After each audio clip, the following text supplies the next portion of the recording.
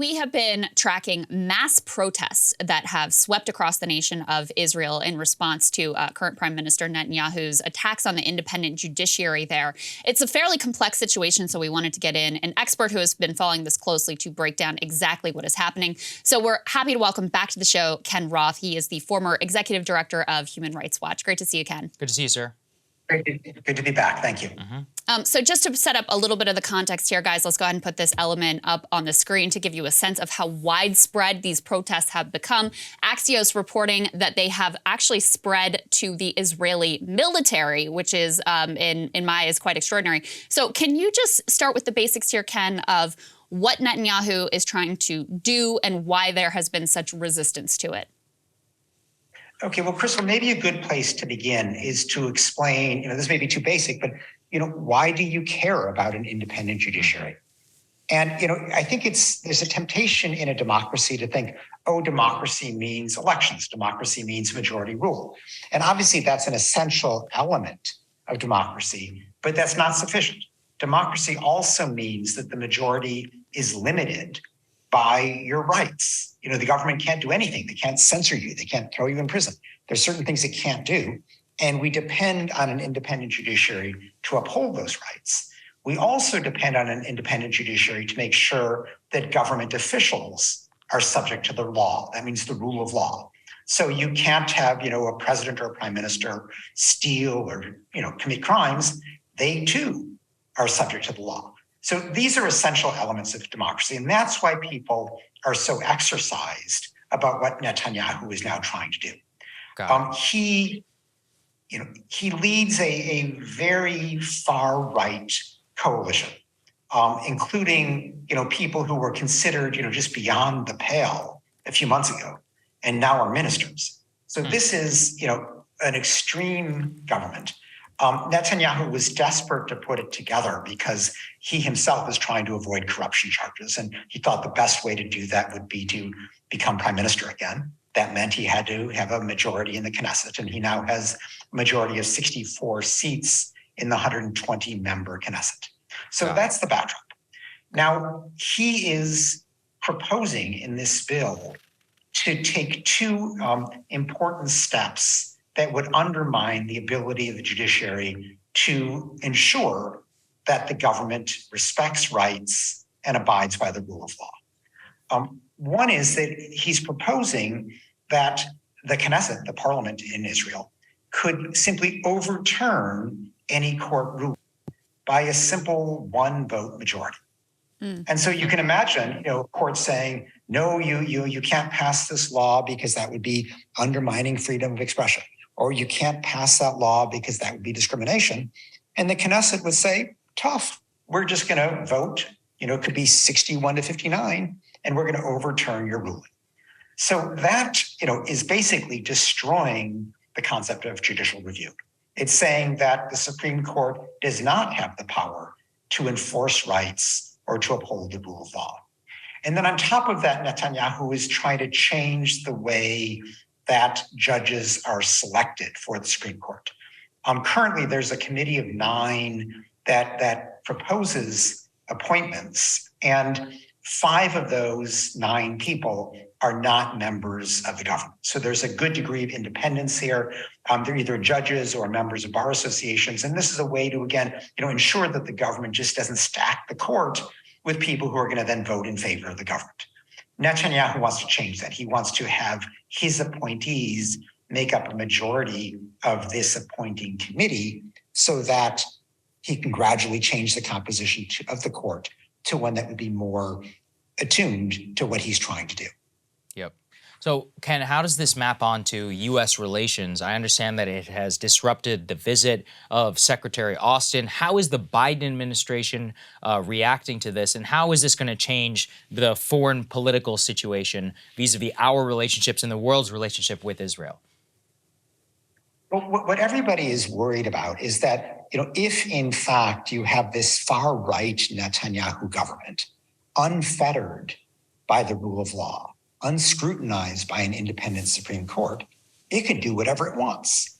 And so, the things that people are worried about within Israel proper, they're worried that an increasingly religious government is going to start imposing its views on what still is a significantly secular Jewish population in Israel. People who don't want to abide by the strict requirements of ultra orthodoxy, and they're worried that this somehow might be imposed. And so you can imagine what this would mean, say for same-sex marriage, where the court currently has been, very positive on that. It has said, for example, there was a law on surrogacy, and it was originally passed so only single women could be surrogates, and they said, no, it could be a single man who wants to who wants to have a child. It could be a same-sex couple. This is an example of how the court is upholding, kind of basic rights, and they've been very good about upholding freedom of expression, freedom of the media. Suddenly, that could all be out the window. You would have a government that could censor the media, that could start, undercutting basic rights for Israelis. Now, the big fear is what happens in the occupied territories. Right. And, we've already seen elements of this extreme government. They have declared 9 illegal outposts suddenly legal. These are, settlements that are not even authorized by the Israeli government. And it's worth noting that, settlements themselves are illegal. They violate what is known as Article 49 of the Fourth Geneva Convention, which prohibits an occupying power from transferring its population to occupied territory. So the settlements are clearly illegal. They basically are war crimes. The government is going ahead and legalizing, declaring that it approves of more of these. Now, even the existing Supreme Court has not been willing to sort of address the issue. It's trying to duck the issue. So it's never declared, whether they're legal or illegal, because, frankly, to do that, it would have to declare them illegal if it was at all honest. So it just ducks the issue.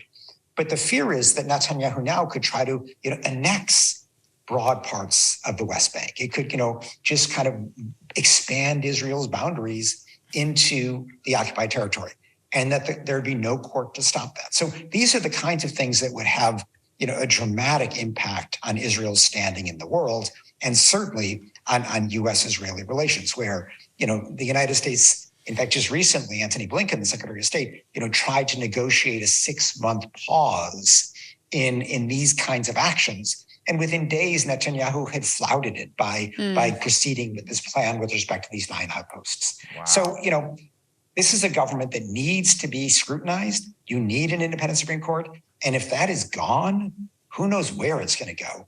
Right. We're already seeing, that American Jews are increasingly unhappy with this government. And I anticipate that the U.S. government as a whole is going to be increasingly unhappy if it continues in this direction. Well, there has also been fallout in the U.S.-Israel relationship over comments that were made by the Israeli finance minister. He called for a Palestinian village in the West Bank to be, quote, wiped out. Can you explain that situation and explain what the U.S. response has been and what you think that it should be? Yes, the finance minister is a man by the name of Bezalel Smotrich. And he was talking about the Palestinian village of Huwara. And this was the site initially of a place where Palestinian gunmen murdered 2 Israeli brothers from a nearby settlement who were driving through this Palestinian town. In revenge, settlers rampaged through this town of Huwara, set buildings on fire, destroyed large parts of the town. And the finance minister, when asked about this, rather than condemning the violence, saying, yes, the initial killings were wrong, but so is this rampage by settlers, which I should say this rampage happened, under the watchful eyes of the Israeli military, which did nothing to stop the settlers. Wow. But the finance minister, rather than say, this is horrible, we don't take the law into our own hands, he said they should have wiped out the village. So, this is a minister advocating lawlessness. Now, under pressure, Netanyahu has kind of, repudiated that a little bit. But this finance minister is supposed to be coming to the United States to sell Israeli bonds.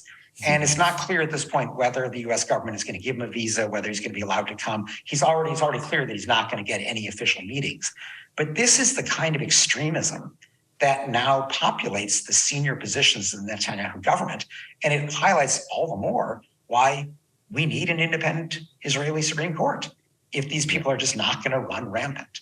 Another person who is like this is a guy by the name of Itamar Ben-Gvir, who leads what's known as the Jewish Power Party. This is a member of Netanyahu's coalition. It's part of the government.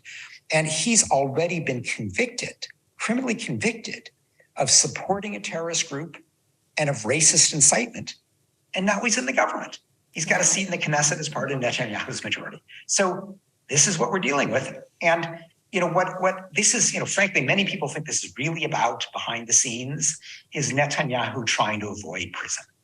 Because, as I mentioned, Netanyahu is facing criminal charges for corruption.